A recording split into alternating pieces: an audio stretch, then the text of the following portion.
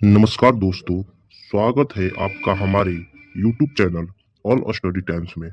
आज की इस वीडियो में हम बात करने जा रहे हैं बीपीएससी यानी बिहार लोक सेवा आयोग के बारे में, क्योंकि बिहार सरकार के द्वारा एक न्यू अपडेट आया है जो बिहार लोक सेवा आयोग के बारे में है, जिसको मैं अपने समझ के अनुसार मैं आप सभी को बताने जा रहा हूँ। अगर यह वीडियो आप सभी को पसंद आए तो कृपया करके इस वीडियो को लाइक, शेयर एंड कमेंट करके चैनल को सब्सक्राइब जरूर कीजिएगा, जिससे कि आने वाली बिहार सरकार द्वारा न्यू अपडेट की जानकारी आपके पास वीडियो के माध्यम से जानकारी पहुंच सके। तो चलिए बिना समय बर्बाद किए वीडियो की शुरुआत करते हैं। तो दोस्तों, बीपीएससी जिसको बिहार लोक सेवा आयोग बोलते हैं, बीपीएससी की तरफ से अभी अभी जो है न्यू वैकेंसी को लेकर के नया विज्ञापन निकाला गया। मतलब न्यू विज्ञापन जो है अभी अभी बीपीएससी के द्वारा जारी कर दिया गया है। और इस बीपीएससी के जो विज्ञापन है, ये कौन सा विभाग का विज्ञापन बीपीएससी की तरफ से निकाला गया है? राजस्व और भूमि सुधार विभाग। अगर राजस्व और भूमि सुधार विभाग का गजट देखिएगा या नियमावली देखिएगा तो जितना भी उसका पोस्ट है, लगभग 90% पोस्ट जो है आपका बिहार एसएससी को दे दिया गया है, मतलब बिहार कर्मचारी चयन आयोग को। लेकिन कुछ जो पोस्ट है, जो 10% है, उस पोस्ट का बहाली जो है खुद बीपीएससी अपने जिम्मे रखी है। उसी में से जो है विज्ञापन जारी किया गया है। तो आइए देखते हैं कौन इसका फॉर्म भर पाएंगे। और सबसे बड़ा बात है कि अगर आपको पीजी किए हुए होंगे तो आप इसका आवेदन भी कर सकते हैं। और सीटों का संख्या तो आपको शुरू से बता रहे हैं कि अभी जो भी सीट का संख्या, कोई भी विज्ञापन निकाला जा रहा है, सीटों का संख्या अगर निकाला जा रहा है तब ये भ्रम में रह के भी फॉर्म, ऐसा ना कि भ्रम में रह करके आप फॉर्म ही ना भरे कि 10 सीट है, 5 सीट है, मेरा तो होगा ही नहीं। क्योंकि कल सीटों का संख्या 10-5 की जगह पर 200 भी हो सकता है, 150 भी हो सकता है और 50 भी हो सकता है। क्योंकि मुख्यमंत्री जी के द्वारा आदेश है कि बिहार में जितना विभाग है, 48 विभाग है, सारा रिक्तियां जो है 30 मार्च 2026 तक जितना भी रिक्तियां हैं, सारा रिक्तियां जो है समान प्रशासन विभाग के द्वारा विभाग को जोड़ना है। मतलब जो भी आयोग विज्ञापन निकालेगी तो सीट के संख्या के चक्कर में ना देखें।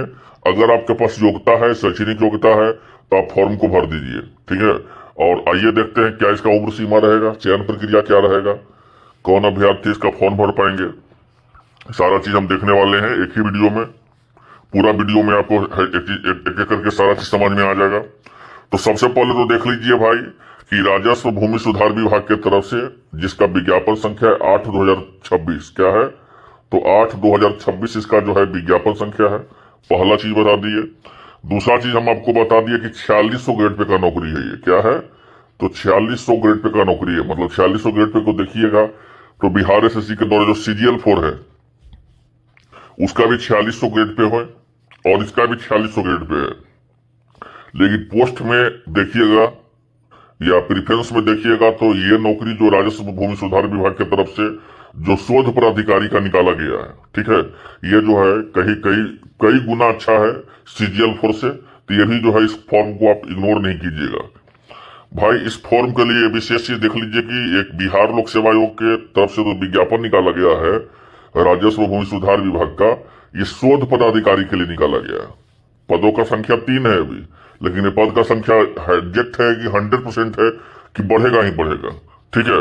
और हम आपको बताते चले कि इसमें जो भी इंटरेस्टेड हैं वो आवेदन कर सकते हैं। और जो मेरा देखिए, जो हम बताते हैं हर वीडियो में आपको कि बिहार के मुख्यमंत्री जी के द्वारा आदेश दिया गया है GAD के द्वारा कि अभी सारा जो है विभाग से रिक्तियां लेना है और सारा विभाग की रिक्तियां जो है आपको जितना ही विज्ञापन निकलेगा उसमें जोड़ना है। देखिए यहाँ पे नोट में लिखा भी है कि अधियाची विज्ञापित द्वारा विभाग द्वारा अधियाचना में संशोधन होने पर प्रकाशित रिक्तियां की संख्या घट बढ़ सकती है।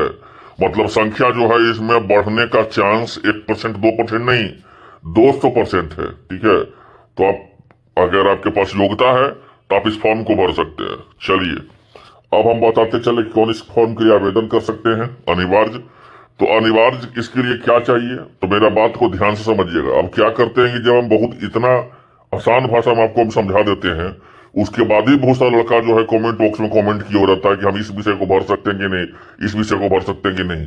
मेरा नहीं कि मतलब नहीं होता है। अगर हम जो जो बता रहे हैं अगर उतना ही योग्यता है तभी आप आवेदन कर सकते हैं। ठीक है, इसमें विशेष कोई पूछने का कोई सवाल ही नहीं है। अगर मेरा वीडियो के बाद भी अगर कोई आपको डाउट है तो आप किसी का वीडियो देखिएगा तो आपको कहीं कुछ समझ में ही नहीं आएगा, क्योंकि हम बहुत ही आसान भाषा में बताते हैं। तो सबसे पहले इस जो फॉर्म निकला हुआ है राजस्व भूमि सुधार विभाग की तरफ से, इस फॉर्म का जो शोध पदाधिकारी का फॉर्म है, इस फॉर्म को भरने के लिए आपको योग्यता क्या चाहिए? तो आपको योग्यता चाहिए अर्थशास्त्र, ध्यान से समझिएगा, इकोनॉमिक्स, इतिहास या सामाजिक विज्ञान। अगर तीनों से अगर आप कोई भी विषय से, इतिहास से, इकोनॉमिक्स से, सामाजिक विज्ञान से, अगर तीनों विषय से अगर आप पीजी किए हुए हैं तो आप आवेदन कर सकते हैं। लेकिन एक शर्त है। क्या शर्त है? कि तीनों विषय में, मतलब इतिहास हो, चाहे कोई इतिहास से कोई किए होगा पीजी, कोई अर्थशास्त्र से कोई पीजी किए हुए होगा, या कोई सामाजिक विज्ञान से पीजी किए हुए होगा, तो शर्त इसमें यही है कि कम से कम आपको 55% नंबर चाहिए। क्या चाहिए? तो 55% नंबर चाहिए। ठीक है, और हम आपको बताते चले कि कोई भी इसका ऑप्शनल नहीं है। मतलब देख, अगर ये पीजी का हम बात किए हैं, इतिहास का से जो पीजी किया होगा, अर्थशास्त्र से जो पीजी किया होगा और सामाजिक विज्ञान से जो पीजी किया होगा वही फॉर्म भरेगा। ऐसा नहीं है कि इसका जो सब्सिडी रहेगा वो भी आवेदन कर सकता है, तो सब बिल्कुल भी नहीं है। तो 3 विषय से अगर आप पीजी किए हुए हैं तब इसका आवेदन आप कर सकते हैं। ठीक है, चलिए और देखते हैं।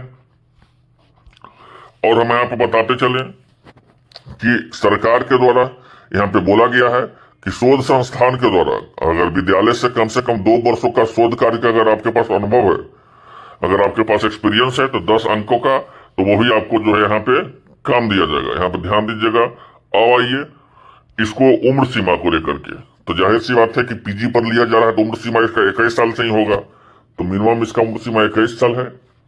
और जनरल कैटेगरी के पुरुष के लिए मिनिमम उम्र सीमा 40 साल, और महिलाओं के लिए मिनिमम उम्र सीमा, माफ कीजिएगा, जनरल कैटेगरी के पुरुष के लिए मिनिमम उम्र सीमा 37 साल, और जनरल कैटेगरी के पुरुष के लिए अधिक माने मिनिमम, फिर से हम बता दें, थोड़ा सा कंफ्यूजन है यहाँ, ठीक से हम समझा देते हैं। देखिए, ये जो उम्र सीमा का बात किया जा रहा है तो मिनिमम और मैक्सिमम, ठीक है, मतलब न्यूनतम जो है कम से कम आपको 21 साल होना चाहिए, कोई भी कैटेगरी का, जनरल हो, ओबीसी हो, ईबीसी हो, एससी हो, एसटी हो। और जनरल कैटेगरी के माने मैक्सिमम माने मेल में जो है आपको 37 साल, और फीमेल में जो है जनरल कैटेगरी के मैक्सिमम 40 साल ये चाहिए। और हम बताते चले ओबीसी का, अनुसूचित जाति का, ये सब जो है आपको 42 साल आपको छूट दिया जाएगा। और जो भी सरकार के द्वारा नियम है वही जो उम्र सीमा, वही आपको छूट यहाँ पे दिया जाएगा। उम्र सीमा समझ गए। अब यहाँ पे देखिए चयन प्रक्रिया। तो चयन प्रक्रिया जो है इंपॉर्टेंट चीज है यहाँ पर कि कैसे कैसे आपका चयन होगा। तो चयन प्रक्रिया के लिए बोला गया कि पहले आपका पीटी होगा। क्या होगा? तो पहले आपको पीटी होगा। जब आप पीटी पास कीजिएगा तो फिर आपका मेंस होगा, फिर पीटी पास कीजिएगा तो मेंस होगा, और मेंस जब पास कीजिएगा तो आपका क्या होगा? इंटरव्यू होगा। ठीक है, उसी के आधार पर जो है आपका यहाँ पे चयन होगा। तो पीटी के लिए बताते चले कि आपको समान अध्ययन का पेपर होगा, जीके का 100 अंक का आपको पेपर होगा। ऑब्जेक्टिव टाइप का आपका सवाल रहेगा, 2 घंटा समय दिया जाएगा, मतलब 100 अंक में आपको 120 मिनट का समय दिया जाएगा। ठीक है, अब आइए कि 100 अंक में क्या क्या रहेगा समान अध्ययन में। फिर जब समान अध्ययन में 100 अंक में जीके जीएस का ही पेपर रहेगा। जैसे ही आप पीटी पास कीजिएगा, ठीक है, मतलब 100 अंक में जब जैसे ही आप जो है यहाँ पे पीटी पास कीजिएगा यहाँ पे, उसके बाद जो है आपको मुख्य परीक्षा के लिए आपको बुलाया जाएगा। ठीक है, तो मतलब कि मुख्य परीक्षा के मतलब क्या? तो 10 गुना का बुलाया जाएगा। अगर सीटों का संख्या अगर 100 हो जाता है तो लगभग जो है 1000 अभ्यर्थी को बुलाया जाएगा आपको मेंस एग्जाम के लिए। और मेंस एग्जाम में क्या सिलेबस रहेगा वो देखिए। तो मेंस एग्जाम का जो सिलेबस है यहाँ पे बहुत ही हल्का है और बहुत ही आसान है। पहला तो आपका हिंदी है, मेरा बात को ध्यान समझिएगा। फिर अंग्रेजी है। ठीक है, हिंदी जो है आपको 3 घंटा का है, बहुत ही ध्यान रखिएगा। और अंग्रेजी भी आपका 3 घंटा के, लेकिन दोनों का दोनों क्वालिफाइंग है। ये दोनों का दोनों जो है क्वालिफाइंग है, इससे आपको मेरिट से कोई लेना देना नहीं है। तो मेरिट आपका किस चीज से बनेगा? तो जीएस पेपर 1 और जीएस पेपर 2 समान अध्ययन का 300 नंबर का, और जीएस पेपर 2 का 300 नंबर का 600 नंबर, और 300 नंबर यहाँ पे ऑप्शनल लेना है। अगर ऐसे तो बीपीएससी का देखिएगा तो ऑप्शनल हटा दिया गया, एसए को रखा गया, लेकिन यहाँ पे ऑप्शनल जिंदा है। यहाँ पे कोई आपको एक विषय ले लेना है, चाहे इतिहास ले लीजिए, अर्थशास्त्र ले लीजिए, मानव विज्ञान ले लीजिए, भूगोल ले लीजिए, दर्शन शास्त्र ले लीजिए, राजनीति ले लीजिए, विज्ञान ले लीजिए, इंटरनेशनल रिलेशन ले लीजिए, आपको PSI political science international relation, मनोविज्ञान ले लीजिए, समाज विज्ञान ले लीजिए, कोई भी एक विषय ले लीजिए आपका, ठीक है। वहां से आपको 3 घंटा का यहाँ भी आपका पेपर होगा, तो 900 नंबर का जो है आपका पेपर रहेगा मेंस में, जिसमें आपको हिंदी का जो पेपर है, हिंदी या अंग्रेजी का जो क्वालिफाइंग पेपर रहेगा, इसमें 40 नंबर आपको लाना है।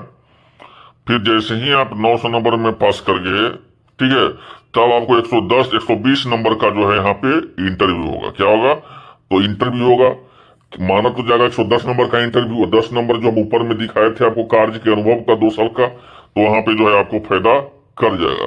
और यहाँ पे देखिए क्या बोला गया है कि प्रारंभिक परीक्षा हेतु समान अध्ययन का जो पीटी एग्जाम होगा, और मुख्य परीक्षा में हिंदी अंग्रेजी समान अध्ययन का जो वैकल्पिक पेपर जो है उसमें प्रतियोगिता परीक्षा में पाठ्यक्रमों का अनुरूप है। समान अंग्रेजी के लिए जो है न्यायिक सेवा के अंग्रेजी विषय में पाठ्यक्रम मान्य होगा, और मतलब जो इंग्लिश का जो लैंग्वेज का जो पेपर है न्यायिक सेवा वही मान्य होगा, यही इसमें बोला गया है। तो जो भी इंटरेस्टेड है इस फॉर्म को आवेदन कर सकते हैं। अब आइए कि मेरिट लिस्ट यहाँ पे, तो मेरिट लिस्ट आपको मेंस और इंटरव्यू का जोड़ करके बनेगा। मेरिट लिस्ट यहाँ पे देखिए बोला भी गया है। अब हम बताते हैं आपको, ये सब देख लीजिए, सब कैटेगरी है। जब फॉर्म भरिएगा तो आपको कैटेगरी देना होगा, कीवर है तो कोड क्या देना होगा, ओएससी है तो क्या कोड देना होगा, एसटी है तो क्या कोड देना होगा, ये सब कोड है आपको देना होगा। अब आइए कब से कब तक आवेदन कर सकते हैं, इसमें सारा चीज हम आपको बताते चले।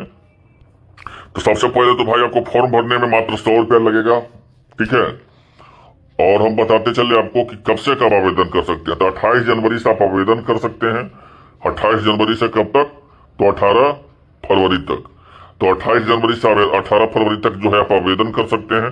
तो जो भी इंटरेस्टेड है, पहले आप ओटीआर आपको करना होगा, वन टाइम रजिस्ट्रेशन बीपीएससी की वेबसाइट पर जाइएगा, तो वहां पे जो है आप वन टाइम रजिस्ट्रेशन आप वहां से कीजिएगा। वहां से आपको यूजर आईडी पासवर्ड दिया जाएगा, फिर यूजर आईडी पासवर्ड से जो है आप आवेदन कर सकते हैं। अगर आप कहीं पहले से फॉर्म भर दिए होंगे कहीं से बीपीएससी से, तो आप वैसे ही आप यूजर आईडी पासवर्ड डालिएगा, फिर वहां से भी आप डायरेक्ट आप ऑनलाइन खोल करके आप आवेदन कर सकते हैं। तो जो भी इंटरेस्टेड है इस फॉर्म को भर सकते हैं। तो आई होप आप लोग आसान भाषा में पूरी तरह समझ गए होंगे। और फिलहाल के लिए इतना ही। इसको पूरा पीडीएफ जो है टेलीग्राम पे डाल देंगे। फिलहाल के लिए इतना ही, और मिलते हैं इस वीडियो में। धन्यवाद।